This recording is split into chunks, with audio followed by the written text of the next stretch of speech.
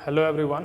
आज हमारे बोर्ड में जो गेट लाइफ साइंस 2000 में पूछे गए कुछ क्वेश्चंस हैं, ठीक है, वो 3 क्वेश्चन यहाँ पे लिखे हुए हैं। तीनों क्वेश्चन जो है एटॉमिक स्ट्रक्चर और पीरियोडिसिटी से रिलेटेड है।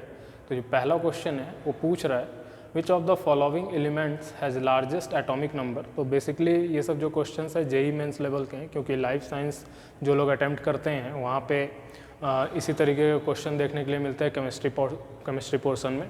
तो जो पहला क्वेश्चन है which of the following element has the largest atomic number, तो पहले हम लोग इसका कॉन्सेप्ट समझेंगे और उसके बाद फिर इसके अकॉर्डिंग जो आंसर्स होंगे उसको हम लोग यहाँ पे देखेंगे, ठीक है। तो इसका कॉन्सेप्ट हम लोग कैसे लगा सकते हैं कि जो पीरियोडिक टेबल है, मॉडर्न पीरियोडिक टेबल हम लोग जब पढ़ते हैं तो मॉडर्न पीरियोडिक टेबल में जब हम लोग नीचे की तरफ आते हैं, ठीक है, डाउन द ग्रुप, मतलब हम लोग को पता है कि मॉडर्न पीरियोडिक टेबल किस में डिवाइडेड है, ग्रुप्स में डिवाइडेड है और पीरियड्स में डिवाइडेड है, ठीक है। तो डाउन द ग्रुप जब आते हैं हम लोग नीचे, मतलब ऊपर से नीचे जब आते हैं, तो जो एटम का साइज़ होता है वो क्या है, एटॉमिक रेडियस बोल सकते हैं कि साइज़ क्या होगा, इंक्रीज़ होता है, ठीक है।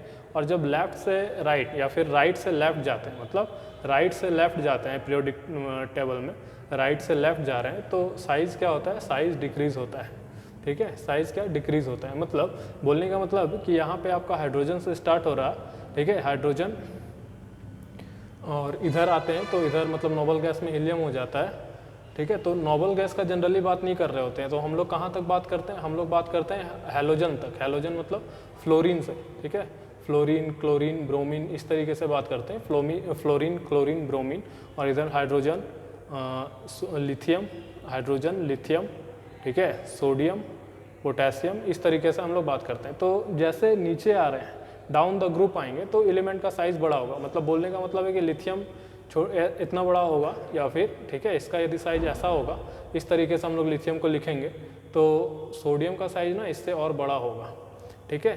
साइज़ क्यों बढ़ रहा है, तो साइज़ बढ़ रहा है due to addition of cells. क्यों बढ़ रहा है, ड्यू टू एडिशंस ऑफ या फिर introduction of new cells, due to addition of new cells, ठीक है। न्यू सेल्स मतलब हम लोग देखेंगे कि जैसे लिथियम है, तो लिथियम का एटॉमिक नंबर कितना है, 3 है, तो 3 है तो इसका इलेक्ट्रॉनिक कॉन्फ़िगरेशन क्या होगा, 1s2 2s1, ठीक है। लेकिन जब सोडियम का देखते हैं हम लोग तो एटॉमिक नंबर इसका कितना है, 11। यहाँ पे क्या हो जाता है, 1s2 2s2 और 2p6 3s1, ठीक है। उम्मीद करते हैं आप लोग सबको ऐसा इलेक्ट्रॉनिक कॉन्फ़िगरेशन लिखने आता होगा। यदि इलेक्ट्रॉनिक कॉन्फ़िगरेशन इस तरीके से आप नहीं लिख पाते हैं तो वो हम नेक्स्ट वीडियो में आपको सिखा देंगे, ठीक है। तो यहाँ पे क्या है कि लिथियम का है, और लिथियम का हम देख रहे हैं, तो यहाँ पे देख रहे हैं कि ये जो इसका इलेक्ट्रॉनिक कॉन्फ़िगरेशन है वो सिर्फ 2 सेल में ख़त्म हो गया, ठीक है। और यहाँ पे एक नया सेल का एडिशन हुआ, तो जैसे जैसे हम नीचे आते जाएंगे नया सेल एक एक बढ़ता जाएगा। जैसे हम पोटेशियम का देख रहे हैं, ठीक है, तो पोटेशियम में कैसा होगा, 1s2 2s2 2p6 3s2 3p6, 4s1, ठीक है। तो इस तरीके से नया नया सेल इंट्रोड्यूस हो रहा है। यहाँ पे सेकंड सेल इंट्रोड्यूस हुआ है, थर्ड, यहाँ फोर्थ, तो इसलिए जैसे डाउन द ग्रुप आते हैं तो हम लोग का साइज़ क्या होता है, बढ़ता है। लेकिन जब हम राइट से लेफ्ट जा रहे हैं पीरियोडिक टेबल में, ठीक है, जैसे सोडियम हो गया, उसके बाद इस तरफ जब बढ़ रहे हैं, जैसे फ्लोरीन हो गया, और भी ऐसे इधर जाते जा रहे हैं, तो लास्ट में जैसे मेरे पास फ्लोरीन आ रहा है, ठीक है, तो इसमें क्या हो रहा है, यहाँ पे साइज़ क्या होता है, घटता है, मतलब राइट से लेफ्ट जब मूव करते हैं पीरियोडिक टेबल में तो साइज़ क्या होगा, एटम का साइज़ डिक्रीज़ होते जाता है। क्यों डिक्रीज़ होता है, क्योंकि यहाँ पे सेल का नंबर नहीं बढ़ रहा है, लेकिन फोर्स ऑफ अट्रैक्शन क्या होते जाता है, बढ़ते जाता है, ठीक है। फोर्स ऑफ अट्रैक्शन क्या हो रहा है, बढ़ रहा है, तो इस कारण से इसका साइज़ क्या होते जाता है, डिक्रीज़ होते जाता है, ठीक है। तो अब यहाँ पे क्वेश्चन में हम लोग को 4 ऑप्शन दिया है, बेरिलियम, बी, कार्बन, नाइट्रोजन और फ्लोरीन। तो इसको यदि हम लोग पीरियोडिक टेबल में देखेंगे तो सब कहाँ पे आ रहे हैं, ठीक है। पीरियोडिक टेबल में देखेंगे तो कैसे है कि हाइड्रोजन, सबसे पहले हाइड्रोजन आता है, ठीक है, फिर हाइड्रोजन, हीलियम, फिर lithium, hydrogen, helium, lithium, beryllium, ठीक है, boron, carbon, nitrogen, oxygen, fluorine, इस तरीके से है, ठीक। तो हाइड्रोजन को 1, helium 2, lithium 3, beryllium 4, boron 5, carbon 6, nitrogen 7, oxygen 8 और फ्लोरीन 9, इस तरीके से होता है। तो अकॉर्डिंगली सब अरेंज है, मतलब जैसे यदि हम देखेंगे तो बेरिलियम 4th नंबर पे, 5th नंबर पे बोरोन, 6 पे कार्बन, 7 पे नाइट्रोजन और 8 पे ऑक्सीजन, उसके बाद फिर है फ्लोरीन। तो बेसिकली ये राइट से लेफ्ट इस तरीके से जा रहे हैं। तो यहाँ पे यदि हम सबसे बड़ा साइज़ देखेंगे तो सबसे बड़ा साइज़ मेरे हिसाब से बेरिलियम का होगा, क्योंकि राइट से लेफ्ट जाने से क्या होता है कि साइज़ आपका डिक्रीज होते जाता है। तो सबसे छोटा साइज़ यहाँ पे फ्लोरीन स्मॉलेस्ट हो जाएगा, फ्लोरीन क्या हो जाएगा, स्मॉलेस्ट हो जाएगा, और जो बेरिलियम है वो आपका क्या हो जाएगा, लार्जेस्ट हो जाएगा। तो ये कंसेप्ट यहाँ पे काम करेगा, ठीक है। तो ये था पहला क्वेश्चन। तो इसका आंसर क्या हो जाएगा, इसका आंसर हो जाएगा beryllium, largest atomic number, atomic which of the following element largest atomic number and which of the following element है लार्जेस्ट, सॉरी यहाँ में एटॉमिक नंबर लिख दो, एटॉमिक रेडियस है, ठीक है। सॉरी ये क्वेश्चन में यहाँ पे नंबर नहीं होगा, यहाँ पे रेडियस होगा, एटॉमिक रेडियस पूछा है, एटॉमिक नंबर नहीं, ठीक है। Which of the following largest atomic number, तो एटॉमिक नंबर के मतलब एटॉमिक रेडियस के हिसाब से कंसेप्ट ये हो जाएगा, ठीक है। और इसका आंसर क्या हो जाएगा, बेरिलियम का एटॉमिक रेडियस सबसे ज़्यादा होगा, और स्मॉलेस्ट यदि पूछ दे इसी क्वेश्चन में तो इसका आंसर फ्लोरीन होगा, ठीक है। तो ये है पहला क्वेश्चन। अब हम लोग देखेंगे सेकेंड क्वेश्चन, ठीक है। तो अब देखते हैं सेकंड क्वेश्चन। सेकंड क्वेश्चन में क्या है कि वैलेंस इलेक्ट्रॉनिक कॉन्फ़िगरेशन यहाँ पे पूछा गया हम लोगों से। तो वैलेंस इलेक्ट्रॉनिक कॉन्फ़िगरेशन का मतलब क्या होता है कि देखिए दो तरह का सेल है, जो आउटर मोस्ट सेल है ना उसको हम लोग वैलेंस सेल बोलते हैं, और वैलेंस सेल का क्या इलेक्ट्रॉनिक कॉन्फ़िगरेशन है वो यहाँ पे पूछा गया है। तो क्रोमियम के बारे में पूछा है, तो क्रोमियम एक ग्रुप डी का एलिमेंट है, ठीक है। क्रोमियम कहाँ का एलिमेंट है, ग्रुप डी का एलिमेंट है, और उसका वैलेंस इलेक्ट्रॉनिक कॉन्फ़िगरेशन पूछा है। तो एक जनरल इलेक्ट्रॉनिक कॉन्फ़िगरेशन लिखने का आपको आइडिया बता सकते हैं, उस पर आप लोग मतलब आराम से उससे इलेक्ट्रॉनिक कॉन्फ़िगरेशन आप लोग वहाँ पे लिख सकते हैं, लेकिन उसमें भी कुछ कुछ एक्सेप्शन है। जैसे मान लीजिए हम लोग जब जूनियर क्लास में तो इलेक्ट्रॉनिक कॉन्फ़िगरेशन, जैसे मान लीजिए सोडियम का बोल रहे हैं तो आप सोडियम का इलेक्ट्रॉनिक कॉन्फ़िगरेशन 281 लिख देते थे, क्योंकि यहाँ पे 11 इलेक्ट्रॉन्स होते थे, तो इसको इलेक्ट्रॉनिक कॉन्फ़िगरेशन ऐसे लिख देते थे। इलेक्ट्रॉनिक कॉन्फ़िगरेशन मतलब होता है कि how the electrons are configure in atom, in any atom, ठीक है। तो सोडियम का इस तरीके से लिख सकते थे। फिर जब हायर क्लास में जा रहे हैं तो उसको थोड़ा डिटेल में लिखते हैं, 1s2, 2s2, 2p6, 3s1, ठीक है, इस तरीके से लिख रहे हैं, जिसमें से इलेक्ट्रॉनिक कॉन्फ़िगरेशन बता क्या रहा है। यहाँ पे जो 1 लिखा है ये 1 बता रहा है कि सेल का नंबर बता रहा है कि ये पहला सेल है। यहाँ पे s जो बता रहा है ये सब सेल को बता रहा है, s सब सेल, ठीक है। और यहाँ पे जो 2 इलेक्ट्रॉन है वो ऑर्बिटल मतलब बता रहा है s सब सेल के ऑर्बिटल्स में 2 इलेक्ट्रॉन प्रेजेंट है, ऐसे आप बोल सकते हैं, ठीक है। ये 2 लिखा हुआ है तो 2 बता रहा है सेकेंड सेल के एस सब सेल या एस ऑर्बिटल में बोल सकते हैं कि एस सब सेल में 2 इलेक्ट्रॉन अवेलेबल है, ठीक है। और ये पी सब सेल के बारे में बात कर रहा है, इस तरीके से इस इलेक्ट्रॉनिक कॉन्फ़िगरेशन में यहाँ पे लिखा हुआ है, ठीक। तो इलेक्ट्रॉनिक कॉन्फ़िगरेशन को आप एक मतलब पोएम है उसके हिसाब से, मतलब पोएम क्या बोल सकते हैं, निमोनिक्स बोल सकते हैं, ठीक है। कि जैसे याद रखना है SSP, SPS, ठीक है, DPS, DPS और FDP, तो ऐसे याद रखेंगे। तो इसको इसमें क्या करना है कि जो जो सेल पहले बार जिसमें आता है, जैसे पहला 1s होता है, फिर यहाँ पे 2p पहला आता है यहाँ पे, फिर 3d होता है, ठीक है, उसके बाद 4f होता है। फिर आपको सारा यहाँ पे लिख देना 1s, 2s, 2p, 3s, 3p, 4s, ठीक है, फिर 4p, 5s, 4d, 5p, 6s और 6s, उसके बाद 6x, उसके बाद यहाँ पे होगा 5d, ठीक है, 6p, 7s और FDP, 7s, उसके बाद यहाँ पे हो जाएगा 5f और फिर होगा 6d और फिर होगा 7p, ठीक है। इस तरीके से आप लिख सकते हैं। अब इसमें आप इलेक्ट्रॉन यहाँ पे पुट कर सकते हैं। जैसे आपको पता है कि s में मैक्सिमम कितना इलेक्ट्रॉन होता है, 2, p में मैक्सिमम 6 इलेक्ट्रॉन हो सकता है, d में मैक्सिमम 10 इलेक्ट्रॉन हो सकता है और f में मैक्सिमम 14 इलेक्ट्रॉन हो सकता है। तो आपसे यहाँ पे क्रोमियम के बारे में पूछा है। क्रोमियम ग्रुप डी का एलिमेंट है, तो ग्रुप डी के एलिमेंट का कॉन्फ़िगरेशन का एक अलग थोड़ा चलता है यहाँ पे। तो इसमें 24 इलेक्ट्रॉन्स हम कैसे भर सकते हैं, 2 यहाँ भर दिए, 2 यहाँ भर दिए, 6 यहाँ भर दिए, तो 10 हो गया। उसके बाद फिर यहाँ पे 2 भर दिए, 12, 6, 18 हो गया, 18 टू कितना हो गया 20 और यहाँ पे हम 4 भर दिए, ठीक है। तो इस तरीके से हम एक कॉन्फ़िगरेशन यहाँ पे मेरा 24 एलिमेंट का मतलब जनरल आ जाएगा। तो हम इसको कैसे लिख सकते हैं, क्रोमियम का कॉन्फ़िगरेशन कैसे हो जाएगा, 1s2 2s2 2p6 3s2 3p6 3p6 4s2 3d4, ठीक है, ये हो जाएगा। लेकिन यहाँ पे क्या होता है कि ग्रुप डी का है तो इसमें थोड़ा एक्सेप्शन होता है। क्रोमियम में और कॉपर में दो इलेक्ट्रॉनिक कॉन्फ़िगरेशन है जिसमें थोड़ा एक्सेप्शन होता है कि यहाँ पे जो 4s2 है उसका एक इलेक्ट्रॉन चला जाता है यहाँ पे डी के पास। तो ये इलेक्ट्रॉनिक कॉन्फ़िगरेशन इस तरीके से लिखा जाएगा 1s2 2s2 2p6 3s2 3p6 4s1 and 3d5, ठीक है, ये ऐसे लिखा जाएगा। और ये हो जाएगा क्रोमियम 24 का इलेक्ट्रॉनिक कॉन्फ़िगरेशन, ठीक है। तो इसके आउटर मोस्ट सेल में मतलब इसको हम लिख सकते हैं 4s1 3d5, ये इसका वैलेंस इलेक्ट्रॉनिक सेल कॉन्फ़िगरेशन हो जाएगा। यदि मान लीजिए क्रोमियम की जगह आपको कॉपर दिया हुआ रहता तो कॉपर का 29 होता है, तो यदि 29 को हम इस सीरीज़ में भरना चालू करते तो कैसे लिखते, 2 इलेक्ट्रॉन यहाँ भर दिए, 2 4 6 2 8, तो यहाँ तक 24 था। तो यहाँ पे देखेंगे कितना हो गया, 10 2 12 6 18 20 10 हो गया, यहाँ पे कितना हो गया 30 हो जाएगा।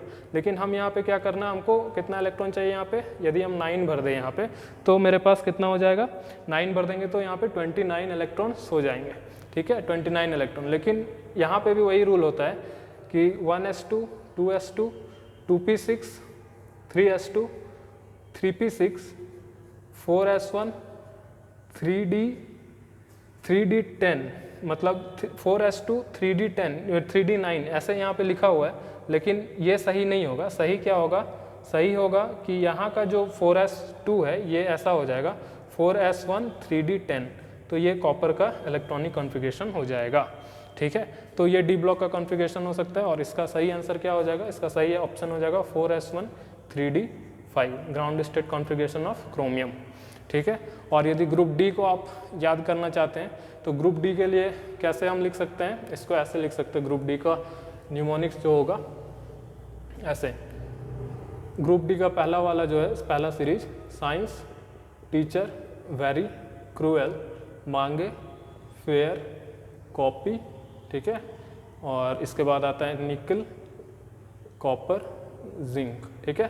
तो यहाँ से होगा ये 21 इसका एटॉमिक नंबर, 22 23 24 25 26 27, निकल का 28, कॉपर 29, जिंक 30, और आउटर मोस्ट इलेक्ट्रॉनिक कॉन्फ़िगरेशन ऐसे लिख सकते हैं 4s1, ठीक है, यहाँ पे 4s1 हो जाएगा आपका 21 यदि लिखना है तो 3p6 4s1 6 4 10 2 12 6 18 2 20 ऐसे लिख सकते हैं। 4s1 नहीं, इस तरीके से होगा 4s2 3d1, ठीक है, इस तरीके से इसका इलेक्ट्रॉनिक कॉन्फ़िगरेशन चलेगा। यहाँ पे 4s2 3d2, इस तरीके से इसको आगे बढ़ाते जाएंगे। क्रोमियम में आएगा तो हो जाएगा 4s2 3d4, लेकिन इसको कर देना है 4s1 3d5, और जब यहाँ पे आएगा तो हो जाएगा 4s1 3d10 कॉपर के लिए, 4s1 3d10। बाकी यहाँ पे भी क्या होगा 4s2 3d10 और यहाँ पे 4s2 3d8, इस तरीके से इलेक्ट्रॉनिक कॉन्फ़िगरेशन सबका होगा। 4s2 3d6 4s2 3d7 4s2 3d6 4s2 3d7, यहाँ पे होगा 4s2 3d5, ठीक है।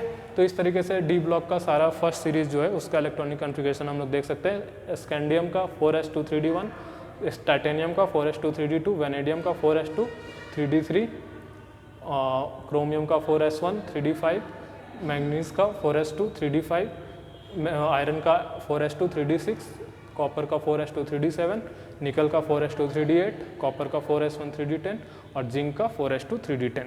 तो ये हो गया सेकंड क्वेश्चन। अब देखते हैं नेक्स्ट क्वेश्चन। तो यहाँ पे जो तीसरा क्वेश्चन है उसमें लिखा हुआ है largest ionisation energy found with, और ऑप्शन यहाँ पे है alkali metal, alkaline earth metal, inert gas and halogens, ठीक है। तो सबसे पहले जानेंगे कि आयोनाइजेशन एनर्जी क्या होता है। आयोनाइजेशन एनर्जी का मतलब होता है कि किसी आइसोलेटेड न्यूट्रल गैसियस एटम से यदि हमको मतलब इलेक्ट्रॉन को बाहर निकालना हो तो हमको कितना एनर्जी देना होगा, तो जितना एनर्जी देना होगा उस एनर्जी को हम बोलते हैं आयोनाइजेशन एनर्जी। ठीक है, तो लार्जेस्ट आयोनाइजेशन सिंपल समझना है कि जो आदमी स्टेबल है उसको बर्बाद करने के लिए बहुत ज़्यादा आपको इफर्ट लगाना होगा, लेकिन जो अनस्टेबल है उसको आप आराम से बर्बाद कर सकते हैं। ठीक है, मतलब उसका स्टेबिलिटी को तुरंत आप ख़त्म कर सकते हैं। तो इसमें सिंपल कॉमन सेंस लगाना कि हम किसको क्या बोल रहे हैं। सबसे पहले अल्कली मेटल बोलते हैं मतलब एस ब्लॉक को। ठीक है, एस ब्लॉक का एलिमेंट जो होता है अल्कली मेटल मतलब S1 वाले को, जैसे सोडियम हो गया है ना, पोटेशियम हो गया, तो ये सब हो जाएगा alkali metal. Alkaline earth metal मतलब S2 वाला सेकंड ग्रुप, मतलब मैग्नीशियम हो गया है ना, मैग्नीशियम, कैल्शियम, ये सब हो गया इसमें। इनर्ट गैस में आपका आ जाता है जैसे हीलियम हो गया, नियॉन, आर्गन है ना, क्रिप्टन, जेनन, ये सब हो गया आपका इनर्ट गैस। और हैलोजन में आ जाता है फ्लोरीन, क्लोरीन, ब्रोमीन, आयोडीन, ये सब आता है हैलोजन। तो हम लोग को इसके लिए सेम चीज़ है कि इलेक्ट्रॉनिक कॉन्फ़िगरेशन सबका आपको पता होना चाहिए। जैसे कि इलेक्ट्रॉनिक कॉन्फ़िगरेशन अल्कली मेटल का जो होता है उसमें क्या होता है कि उसमें लास्ट वाले में आपका क्या जाता है, फर्स्ट एक इलेक्ट्रॉन रहता है लास्ट सेल में। जैसे हम सोडियम का एग्जाम्पल देख रहे हैं तो सोडियम का एग्जाम्पल में क्या लिखते हैं 1s2, 2s2, 2p6, 3s1। ठीक है, तो लास्ट सेल में कितना इलेक्ट्रॉन आ गया, लास्ट सेल में आ गया आपका एक इलेक्ट्रॉन। मतलब इसका general configuration alkaline earth metal का क्या हो सकता है n-1 6 n-1 p6। ठीक है, n-1 p6 और यहाँ पे क्या हो जाएगा ns1, ये हो जाएगा जनरल कॉन्फ़िगरेशन आप बोल सकते हैं इसका। ठीक है, मतलब यहाँ पे जो भी है p ऑर्बिटल है तो उसमें फुल इलेक्ट्रॉन आ जाएगा। ठीक है, तो इस तरीके से जनरल कॉन्फ़िगरेशन मतलब, या फिर समझ सकते हैं लास्ट वाला जो ऑर्बिटल है उसमें एक इलेक्ट्रॉन रहेगा। इसके बाद आते हैं सेकंड नंबर में, ये हो गया अल्कली मेटल के लिए। ठीक है, अल्कली मेटल के लिए। अब यदि अल्कलाइन अर्थ मेटल का बात करते हैं तो यहाँ पे क्या हो जाएगा, यहाँ पे हो जाएगा जैसे मैग्नीशियम का बात कर रहे हैं, मैग्नीशियम में क्या होगा 1s2, 2s2, 2p6, 3s2। ठीक है, तो लास्ट वाले में कितना इलेक्ट्रॉन है, लास्ट में 2 इलेक्ट्रॉन है। तो ये अल्कलाइन अर्थ मेटल में लास्ट में कितना हो जाएगा, लास्ट में 2 इलेक्ट्रॉन अल्कलाइन अर्थ मेटल में आपको देखने के लिए मिलेगा। ठीक है, इसके बाद आता है इनर्ट गैस। इनर्ट गैस मतलब स्टेबल जो है, इनर्ट या फिर बोल सकते हैं नोबल गैस बोल सकते हैं। ठीक है, तो ये सबका कॉन्फ़िगरेशन इसमें, जैसे मान लीजिए आपके पास हीलियम है तो हीलियम का क्या लिखते हैं 1s2 सिंपल है ना, सिंपल क्योंकि इसमें 2 इलेक्ट्रॉन होता है। नियॉन है तो 10 इलेक्ट्रॉन, तो इसमें कैसे लिखेंगे 1s2, 2s2, 2p6, तो ये भी हो गया। ठीक, फिर आर्गन आता है, आर्गन में 18 इलेक्ट्रॉन, इसमें कैसे लिखते हैं 1s2, 2s2, 2p6। ठीक है, 2p6, 3s2, 3p6। तो इस तरीके से हम लोग इसमें लिख रहे हैं। तो इसमें देख रहे हैं कि जो आउटर मोस्ट सेल है ना, सब में 8-8 इलेक्ट्रॉन आ जा रहा है। ठीक है, तो मतलब सबका ऑक्टेट क्या हो रहा है, फुलफिल रह रहा है, ऑक्टेट पूरा रह रहा है। ठीक है, ऑक्टेट कंप्लीट रह रहा है सबका, और इसमें डुप्लेट कंप्लीट है। तो मतलब जो इनर्ट गैस है ना वो सबसे ज़्यादा स्टेबल कंसीडर किया जाता है। इसके बाद क्या है हैलोजेंस। हैलोजेंस में जैसे हैलोजेंस में क्या आ रहा है, फ्लोरीन आ रहा है, तो फ्लोरीन में 9 इलेक्ट्रॉन है, तो इसको कैसे लिख सकते हैं 1s2, 2s2, 2p5। ठीक है, 5 यहाँ पे है, मतलब ये और एक इलेक्ट्रॉन लेगा तो ये पूरा स्टेबल हो जाएगा। इसी तरह से क्लोरीन को देख सकते हैं 1s2, क्लोरीन का क्या हो जाएगा 1s2, 2s2, 2p6। ठीक है, 2p6, 3s2, 3p5। ठीक, तो 3p5 हो गया, मतलब आउटर मोस्ट में सिर्फ एक इलेक्ट्रॉन चाहिए इसको ऑक्टेट पूरा करने के लिए। तो अब आप बताइएगा कि कहाँ से हम इलेक्ट्रॉन बहुत आसानी से निकाल सकते हैं, मतलब मिनिमम एनर्जी में। तो अल्कली मेटल है, यहाँ पे हम सबसे कम एनर्जी देंगे तो ये अपना एक इलेक्ट्रॉन लॉस कर देगा। ठीक है, ताकि ये क्या हो जाएगा स्टेबल कॉन्फ़िगरेशन अटेंड कर लेगा। ठीक है, तो इसलिए इसका जो आयनाइजेशन एनर्जी होगा वो सबसे मिनिमम होगा। फिर सेकंड नंबर पे अल्कलाइन अर्थ मेटल है, ये 2 इलेक्ट्रॉन लॉस करके एकदम इजीली अपना कॉन्फ़िगरेशन बन जाएगा। इनर्ट वाला है ना, इनर्ट सबसे ज़्यादा स्टेबल है, तो इसको आपको सबसे ज़्यादा एनर्जी देना होगा इसका स्टेबिलिटी को हटाने के लिए, क्योंकि ये ऑलरेडी स्टेबल है, तो हम लोग को इसका स्टेबिलिटी हटाने के लिए सबसे ज़्यादा एनर्जी देना होगा इसमें। तो इसलिए नोबल गैस का जो आयनाइजेशन एनर्जी होगा वो सबसे ज़्यादा होगा, मतलब इनर्ट गैस का आयनाइजेशन एनर्जी सबसे ज़्यादा होगा। ठीक है, तो इस तरीके से हम लोग कंसिडर कर सकते हैं चीज़ों को। और इसका मतलब पीरियोडिक टेबल में क्या बोलते हैं कि पीरियोडिक प्रॉपर्टी भी है कि किधर जाएंगे तो आयनाइजेशन बढ़ेगा, किधर जाएंगे तो वो हम लोग देखेंगे नेक्स्ट वीडियो में। तो यहाँ तक का आपको उम्मीद करते हैं कि ये सब बात समझ में आ गए होगा। तो इस तरह से हम लोग गेट का क्वेश्चन सिंपल लाइफ साइंस का कंप्लीट कर सकते हैं। बहुत सिंपल पोर्शन होता है, आप थोड़ा इफर्ट लगाएंगे तो ईजिली आप गेट का केमिस्ट्री पोर्शन को सॉल्व कर सकते हैं। तो ये 3 क्वेश्चन थे। अगले वीडियो में हम लोग ट्राई करेंगे 3 नेक्स्ट क्वेश्चन कंप्लीट करने का। इसी तरीके से हम लोग जितना भी प्रीवियस ईयर पास 10 ईयर में पूछा गया है जीपैट मतलब गेट के एग्जाम में क्वेश्चन, उसको हम लोग ट्राई करेंगे सॉल्व करने का। तो इसके लिए आप लोग चैनल को सब्सक्राइब करें और लाइक करें, और इसी तरीके से वीडियो हम लोग रेगुलरली बेसिस पे ट्राई करेंगे गेट के पहले सारा डालने के लिए। तब तक रिवाइज करते रहें और बस think positive. All the best.